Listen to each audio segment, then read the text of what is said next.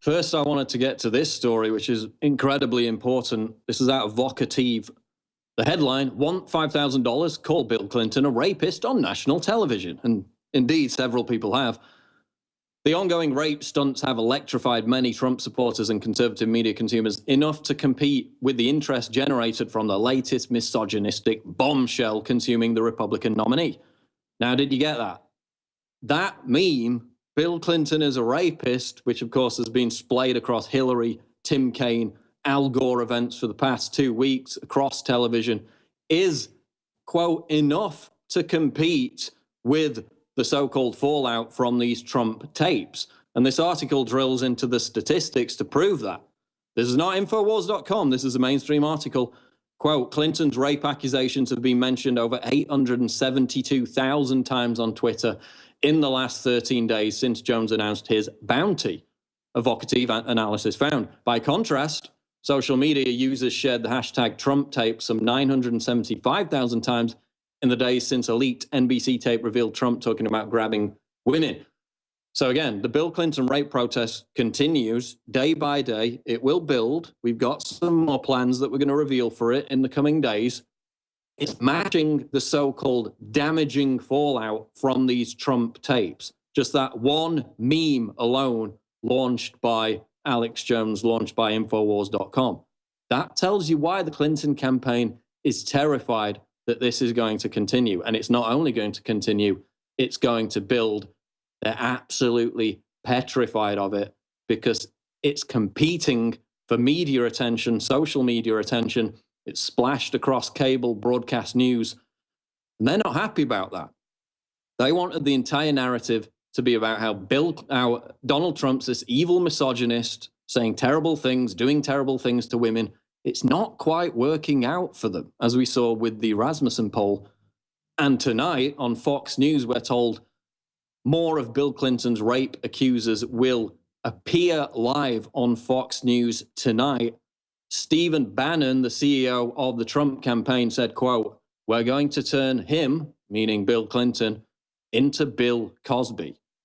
So if the Clinton campaign thought that they had seized the initiative with this narrative, that they're controlling it, this abuse of women narrative by focusing on Donald Trump, by things that women allege happened on a plane in the 80s with no evidence, then they've got another thing coming.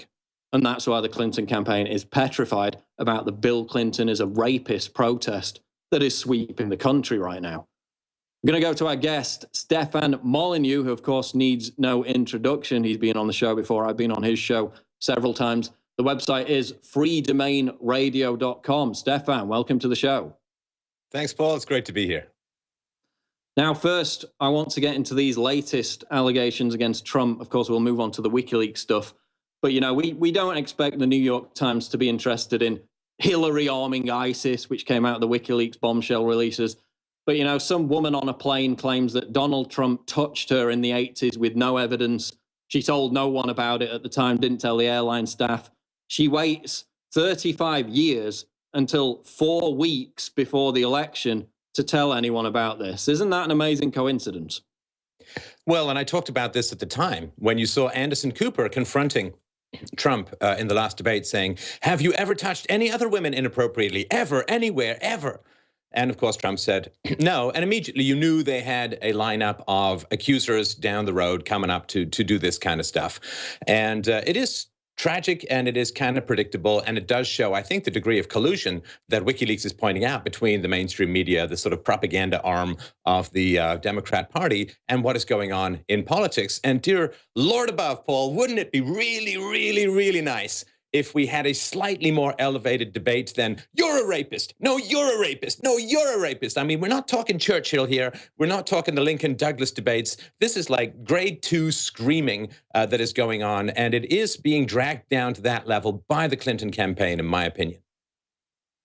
I mean, is that a wise decision to drag it down, though? Because, you know, you've got Joe Biden on tape physically groping kids, young girls, you know, whispering in their ear.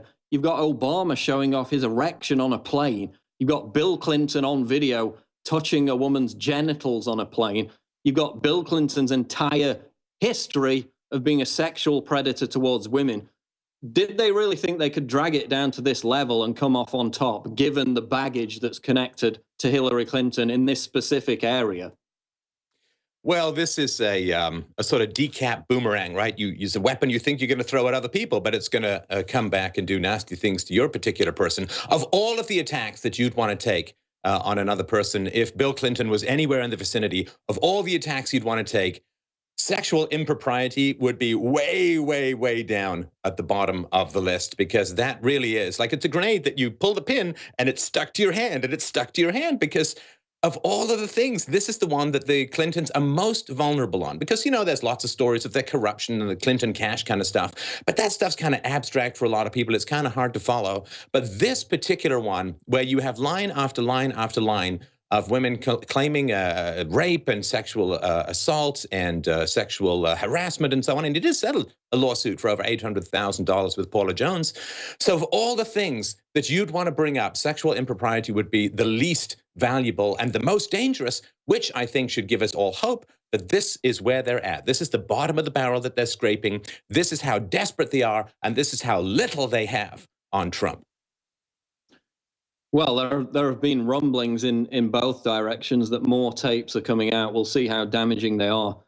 We had a claim from a hacker that there's a racist Hillary Clinton tape coming out, which sounds too good to be true to me, but we'll see if that emerges.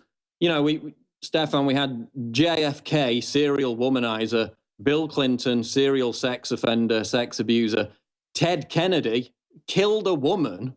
Isn't it amazing that, you know, leftists and Democrats only care about people in politics being abusive towards women when they're running as Republicans? There doesn't seem to be that much concern when it's Democrats. Oh, man, watching the selective outrage of people on the left about sexual impropriety is like me auditioning for the after photo of the Hair Club for Men. It just doesn't make any sense at all. But this is the kind of projection that generally occurs on the left. They will generally accuse you of what is deep within their own secret hearts, and it is more a revelation of their own particular impulses than anything objectively that's happening in the world. I mean, the idea that Donald Trump, back in the, what was it, the 80s, like 30 plus years ago, recently married to his wife, a 34-year-old Playboy billionaire, that this woman he's just going to start randomly groping women on airplanes in full view of everyone. Well, that's not particularly believable. Another thing that, you know, just by the by, I've done a lot of flying, particularly for business, and I've almost never gone first class because, you know, it was my company. I want to save the money. But, you know, getting to first class from Coach, not the easiest thing in the world. I think they're going to electrify that particular curtain and put out bars or whatever. Maybe Trump could build a wall between Coach and first class. But I think her story is that she was invited up into first class by the stewardess. And, you know, I don't know how many hundreds of flights under my belt. And the idea that you're just going to get invited up into first class, I mean, never seen it, never happened. Can you imagine? What do? Whisper up to someone, hey, you want to come up into first class? Don't tell anyone else. I mean, this doesn't happen. And she contradicted herself several times in the story itself. And there's no evidence, there's no witnesses. Plus, of course, if she had these kinds of goods on Donald Trump, if he had groped her and so on, she could have taken him to court. She could have got a settlement. She could have gotten rich. But no. She sits on it for over 3 decades and then finally goes public just a couple of weeks before the election. And this should be, I think, evidence of, again, how desperate and how empty their quiver is if this is the stuff they're throwing at him. I mean, isn't it just going to end up discrediting the media more? We can get into talking about this poll, but if this is proven to have no evidence behind it whatsoever, and now Trump's got his lawyers to write the letter threatening a lawsuit if there's a retraction, do you think there will be a retraction? Do you think this will just end up discrediting the media more and then kind of making them lose ammunition for future Trump attacks in the same vein? Yeah, I mean, I got to tell you, Paul, I keep thinking that the media is going to back down from this brinksmanship that they're playing. I mean, this, especially, you know, with these Podesta emails coming out, and as you've been talking about in the show, the degree of collusion between reporters and the Clinton campaign. I mean, it's crazy. I mean, it's been suspected for a long time, but of course now the facts are really coming out. So the media, of course, has a lot of some credibility left with people. It's got a lot of investment. It's got a lot of infrastructure. And are they actually going to just burn the whole damn thing to the ground in order to try and get Hillary Clinton into the White House? Well, I don't think they're going to retract. I don't think they're going to apologize. I mean, what was it? Was it the New York Times where the guy said he was willing to go to jail just to leak Donald Trump's tax returns? And the reason for that, of course, is that this is it. This is the election that determines the future of Western civilization, i.e., whether it has one or whether it doesn't have one. It all comes down to this. If Trump gets in and does what he says he's going to do in terms of deporting or allowing for the self-deportation of tens of millions of illegal immigrants, and if he builds the wall and so on, then the entire voting base that the Democrats was relying on legitimizing, on granting citizenship to, in order to have them vote, 80, 85% Democrat until the end of time, that entire voting base that the Democrats are counting on to never have to actually have a debate about policy in the future, that's going to be pulled out. If that's pulled out, the Democrats are literally crippled for, I would guess, at least a generation. And so they don't have anything to lose, because if Trump gets in, I think the mainstream media doesn't have a master to serve anymore, doesn't have an audience that's going to care about what they say. So I think this is why they're willing to put absolutely everything on the line. Stefan, one of the things about this which really rankles me is this newfound moral authority that the left seems to have ascribed to itself. We had Ann Coulter last month, I think it was, at the Comedy Central roast, being called the C word 19 times. We've got, people like Anderson Cooper on CNN using the phrase teabagging over and over again, giggling about it. We've got Miley Cyrus, who is really outraged about the sexist, misogynistic, gross comments made by Donald Trump. This is literally someone who parades around on stage to a preteen audience wearing a giant dildo. Miley Cyrus, okay, she's the new moral authority. We've got Jake Tapper going on CNN and saying, oh, not only have I never said anything like Trump said, I've never heard anyone else say it in my life. I mean, anyone who claims that they haven't heard a conversation where the opposite sex is joking about sexual objectification is a liar. I mean, we know what girls talk about. You overhear girls' conversations between them. It's very often quite graphic. Anyone who claims they've never heard, maybe not said, but even so, never heard conversations in the same manner as what we heard on the Trump tapes is just a liar. And it's this feigned moral outrage from the left that really rankles me, Stefan, because they haven't got a leg to stand on, have they?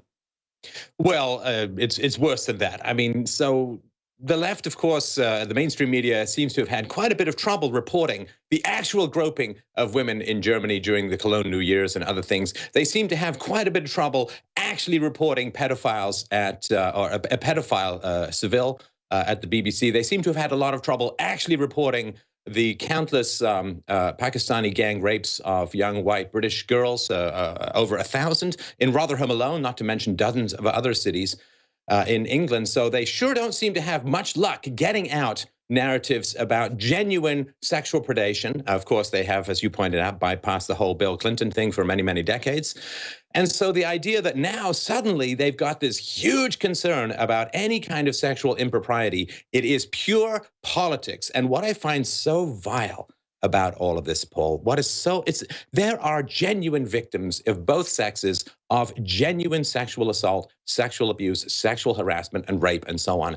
And to hook your political narrative into what people really care about and is an actual heinous crime, just to get into power, just to smear an opponent, is to me a true horrifying manipulation of genuine evil and genuine human suffering, all in the pursuit of political power. And of course, when this stuff seems to get discredited quite regularly, right? I mean, all the way back to the Duke Lacrosse case, all the way back to some aspects of the Mattress Girl case, all the way back to the UVA rape, all the way back to all of these things, as they get progressively discredited because they're being used to advance a political narrative, the genuine victims of rape and sexual abuse are going to find it harder and harder and harder to be believed. And this, I think, is one of the greatest evils, is the mining of legitimate evil and human suffering for the sake of a pursuit of political power. I mean, the media has become expert at peddling rape hoaxes. I mean, right up to the president of the United States claiming that 1 in 5 women on college campuses are raped. Again, that statistic has been debunked over and over again, yet they still claim it. They're the experts, the mainstream media is, in concocting fake rape stories, fake sexual abuse stories. And as he said, they're also the experts in ignoring real ones. So how could we even trust them to begin with? You mentioned Rotherham, again, over the course of over a decade, I think it was about 13 years, thousands of young girls trafficked, abused, raped by these Pakistani paedophile gangs. Not only did they not report on it, the people in government covered it up because they were afraid of being politically incorrect. They were afraid of being called racist. They actually went to the victims, demonized, blamed the victims of this child abuse, told them they were lying, and that these individuals had done nothing wrong whatsoever. It continued in numerous towns and cities across the United Kingdom. It's still continuing to this day. And again, as he said, nobody cares about that. The media in Germany, for days after the Cologne mass molestation, none of them dared report on it, even though it had come out already days before in social media. We're going to get more into this and the latest WikiLeaks bombshells after the break with Stefan Molyneux. Again, these revelations are coming in minute by minute. What's going to be next? But we can be assured that the New York Times is not going to talk about it. We'll be back on the Alex Jones Show live, Infowars.com. Before we go back to our guest, Stefan Molyneux, I want to tell you about Biome Defense, the first ever probiotic from InfoWarsLife.com. And again, we don't get handed $1 million checks from the government of Qatar that throws gay people in jail and allows husbands to beat and rape their wives. We're not the Clinton Foundation. We don't get hundreds of millions of dollars from George Soros like Black Lives Matter. We don't get checks from the government of Bahrain like CNN does. We have to kind of make our own way by selling products that people like, that they enjoy, that they buy, they re-up over and over again, and they leave 5-star reviews about at InfoWarsLife.com. I know it's terrible. God forbid we should actually fund and maintain our own operation. Maybe we should just take checks from George Soros and the government of Qatar, but we can't do that right now, so we rely on your support by getting the products at InfoWarsLife.com.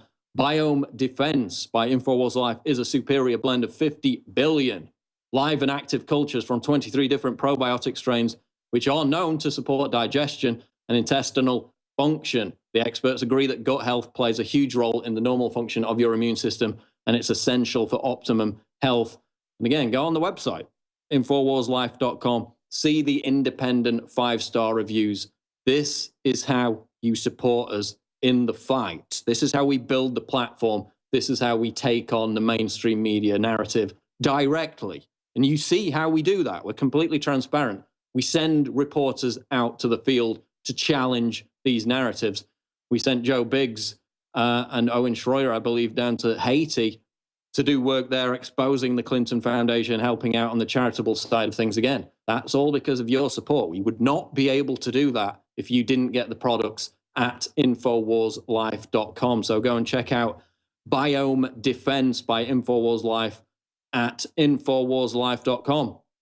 Now, Stefan Molyneux, going back to the WikiLeaks issue, you know, people were expecting this kind of knockout blow October surprise. That didn't happen. That's not how WikiLeaks operates.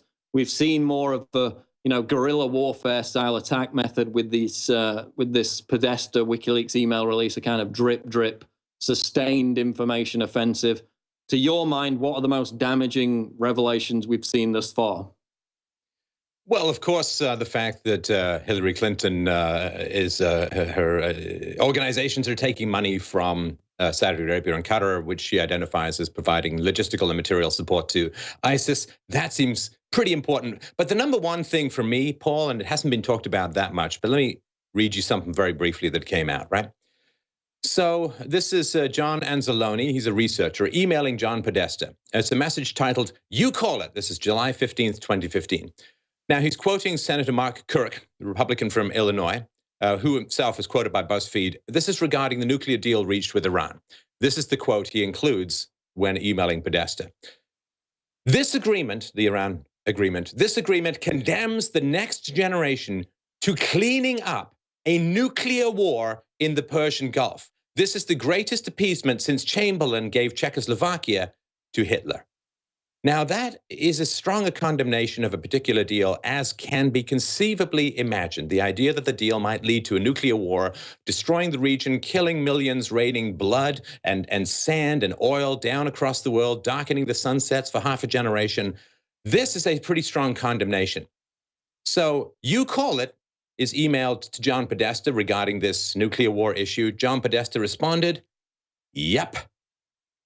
Yep. What does that mean? Does that mean, I think that means he agrees that this is going to lead to a nuclear war in the Persian Gulf. That seems to me, call me crazy, call me out of right field, but that seems to me just a little bit more important than a he said, she said grope on an airplane 3+ decades ago. And again, this is the point I make over and over again. You've got the Qatar thing today. You've got, the Clinton camp discussing deleting emails despite knowing it was against the law. That came out. You've got, again, more slurs against Catholics, Southerners, needy Latinos. You've got Huma Abedin saying, can we survive not answering questions? That explains the whole lack of a press conference for months and months and months. You've got absolute bombshell after bombshell. You would think for journalists that this would be all their Christmases come at once. An absolute treasure trove. I mean, just in the limited time that I've had to dig through these emails, I've got several exclusives out of it that nobody else had by simply, asking people to send me what they thought was important, writing an article about it. Yet we've seen virtually nothing from the big media organizations. All they're doing is regurgitating this debunked claim that, oh, just blame Russia so we don't have to even address the details of these emails. I mean, are you surprised at the sheer depth of media collusion? I mean, we knew they were in bed with each other, but the sheer depth of the croniness, it's even surprised me. Are you shocked by it? I think it's escalated in the past decade or so. Like, as we know, Carlos Slim, a guy who's heavily involved in cell phone sales in Mexico, he wants a whole bunch of money coming from people who were Mexicans in America, the remittances going back to Mexico. Mexican government as a whole, it's even more, remittances are worth even more for them than their oil trade. So Carlos Slim, of course, owns a significant portion of the New York Times, and so he's going to oppose these kinds of closed borders, having a wall and so on. So I think there is a kind of predictability, but again, the stakes have never been higher. I myself have wanted this fight since I was about 20. Let's just say that's quite a few years at this point. I have wanted this fight. I have wanted people to take on the media. I have wanted people to take on the Clintons. I have wanted people to forcefully go into this leftist nest and expose it for what it is. Finally, it is happening, baby. It is happening right before our eyes. I am springing out of bed like a caffeine catapult to work this kind of stuff during the day, because it has all come down to this. My whole life has prepared me for this. This is the moment. This is the time when people need to act. We need to start having an honest conversation about facts, not screams of racism, not screams of sexism and homophobia and all this, that, and the other. We need to have a reasoned discourse about facts.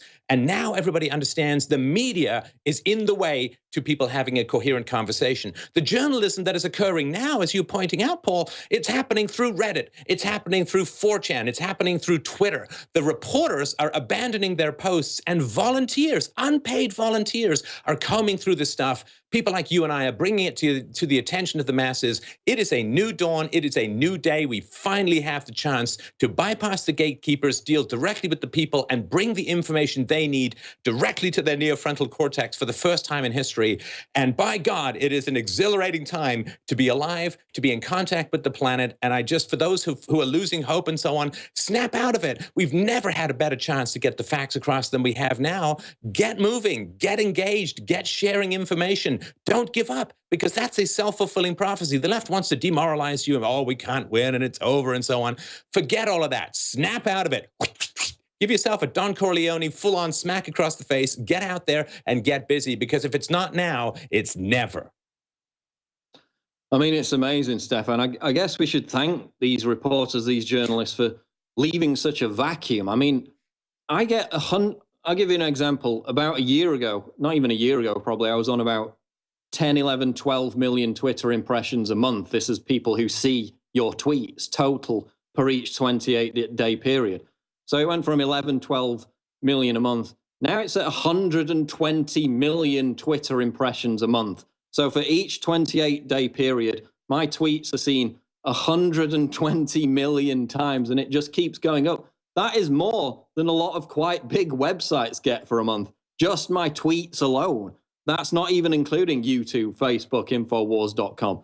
And of course, I guess you're doing similar numbers now. So, I mean, I guess we should thank them. They've left such a vacuum. They've failed to do their job in every instance.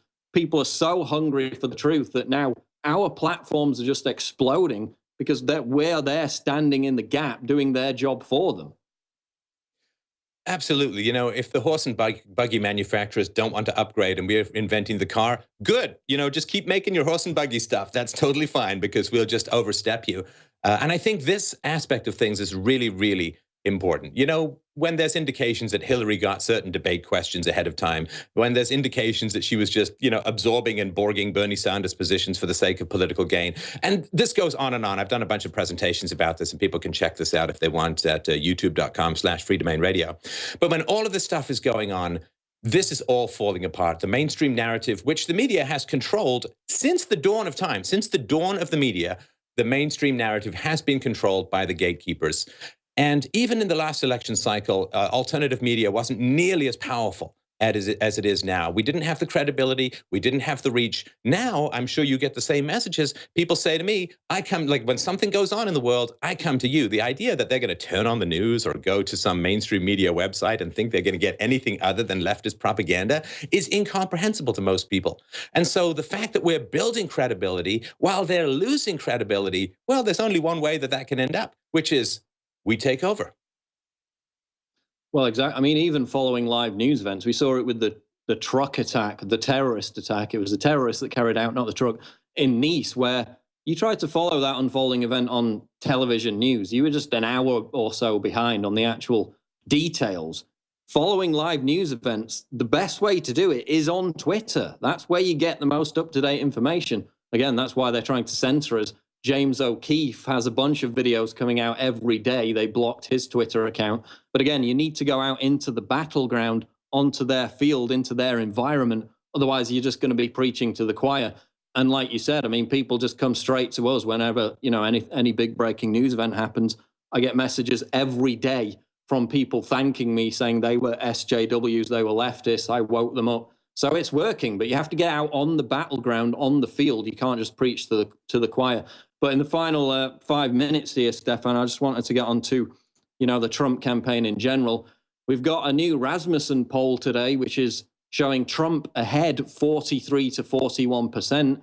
Rasmussen tends to use a fair sample when it comes to polling Democrats and Republicans, unlike the other polling organizations. Stefan, I thought that Trump was finished. I thought that his campaign was completely collapsed and that he would have to step down. Now we've got a poll showing he's ahead. I mean, what's going on? Well, people are dealing with facts rather than spin. You know, one of the things, this is just a little rant I have stuck in me like a fishbone, so I'll just cough it up on your show if you don't mind. But, you know, one thing that really, really bothers me is there's some non-story that comes out like, oh no, Trump referred to colloquial cat 11 years ago in a bus that he didn't even know he was being recorded on probably.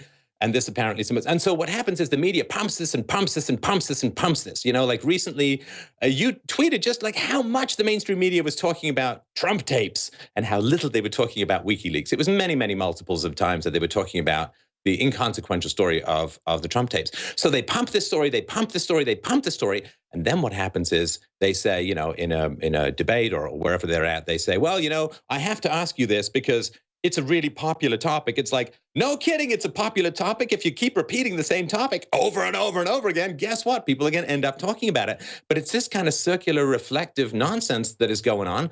And people are waking up to it. They're recognizing that this is not facts. This is all spin. And if you want to go to the facts, you have to go to people who follow the facts. You've built your reputation on giving people the truth, on correcting where information is wrong. I've built my reputation on that commitment to the truth. And that now has become the source of our success, the source of our revenue. And if you want to follow the money, you go to the people who are getting paid to tell the truth, right? Who benefits? Well, you tell more truth, you get more followers, you get more listeners, you get more revenue, you have more impact. So people need to understand that the credibility shift is completely changed. And I think this election, it's never going back. Well, if Hillary gets in, I think we're working as hard, I think, as we can to bring more facts to people about all this kind of stuff. The narrative is never going back the way it was. That Rubicon has been crossed. And I think that the credibility we're gaining and the followers that we're gaining and the impact that we're having is so powerful that there's no return to the way that things were. Well, I mean, they're scared. I mean, you've got CNN up there yesterday, petrified, saying, how dare Trump supporters chant CNN sucks? Isn't that dangerous? Isn't it such a danger for Trump to encourage that? Well, no, they're chanting you suck because you actually suck. You've lied about things for years. That's why you've got 96%, 94% distrust levels. I mean, that's been exposed. You know, CNN Brazil, the reporter giving Hillary the question before the town hall debate. That's why they're chanting you suck. Not because they're dangerous, not because they're going to suddenly set fire to CNN Center in Atlanta or wherever. It's because you suck. You failed to do your job. That's why we're gaining such a big audience. That's why, you know, you saw it, as I mentioned earlier, this Trump tape discussion on social media has been matched by discussion about Bill Clinton is a rapist protesters. Now, you're talking about the entire mainstream media aligned with a common narrative, the whole legacy media pushing this Trump tapes, and we still managed to match them in terms of social media conversation just by encouraging people to go out and say that Bill Clinton is a rapist to wear the T-shirt. Just our organization alone matched them on that, and that's why they're petrified about it.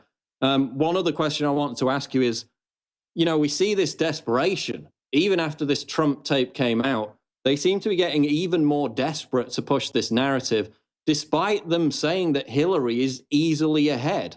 Do you think that their internal polling, not these rigged polls that we've seen, suggests that it's a lot closer than they're letting on? Is that why they seem to be just as desperate as they always have been, if not more? I think that their internal polls are showing either that it's very close or that Trump is, as you talked about with the Rasmussen poll, slightly ahead. And I think this is really, really important for people to understand. This is not a done deal. I don't care how high Trump gets in the polls, it is still a choice that people have to make to get registered, to get out and vote, and to share information, and to talk to people, challenge people in your life, bring the facts. So, you know, I do this in my private conversations. You know, I'm up here in Canada, so let's just say it's not exactly a pro-Trump bastion, and I have to have conversations with people where I point out Hillary Clinton's record in the Middle East, and I point out Bill Clinton's history with women, and all of these kinds of things. Mostly people are unaware of it. You know, give people the facts and they make better decisions. There's an old Socratic argument that evil is a form of ignorance, and support for evil is a form of ignorance. Evil always tries to portray itself as good. Bring the facts and people can make better decisions, because it really does come down to the next couple of weeks. And I get these messages all the time from people who aren't in America saying, well, I can't vote, but what can I do? Well, find people in America and get the information to them. Share and go to various groups that are in America and share the information with them. Groups who otherwise might not get the facts that are out there. Do all of this kind of work. If you're not in America, I'm not in America, there's an enormous amount that you can do to bring real facts to people so they can make more informed and better decisions. So yeah, I think that they are falling apart or falling behind in the polls. And I think that's because they are just torching their credibility in such a hysterical fashion. And we are breaking down the narrative, breaking apart the propaganda in real time. They don't know how to adapt because they're so used to having this kind of incredible power. They don't know how to change. They don't know how to handle alternative media. And that's why we'll be back. They're spreading Stefan so Molyneux, stay there. Last segment coming up. We'll be back to finish up Infowars.com. Don't go away.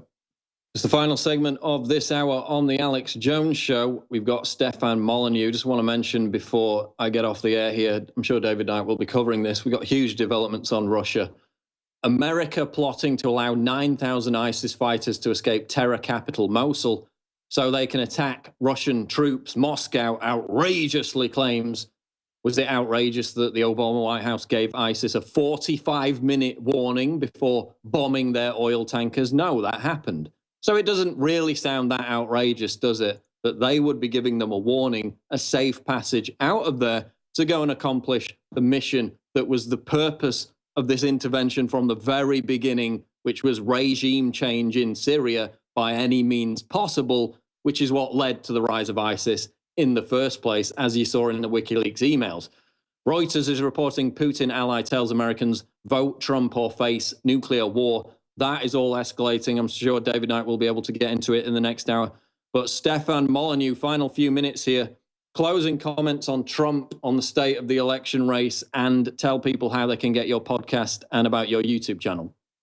Oh, thanks. Well, it is the choice, I think, between an outsider, a non-politician who is not beholden to special interest groups, because, of course, he's been funding his own campaign. And I thought it was a wonderful moment in the second debate where he challenged Hillary Clinton to put some of her own, I would consider, fairly ill-gotten gains for these speeches that were nothing burgers, but paid $225,000 for telling people nonsense, to dump some of her own money into her campaign. Because, of course, if you spend money on your own campaign, you're not taking all this money from special interest groups who are going to own you by the time you get to the White House. So this is unprecedented. You know, I have argued against political action for many years, but when I get new information, I have to adapt to it. That's called being rational.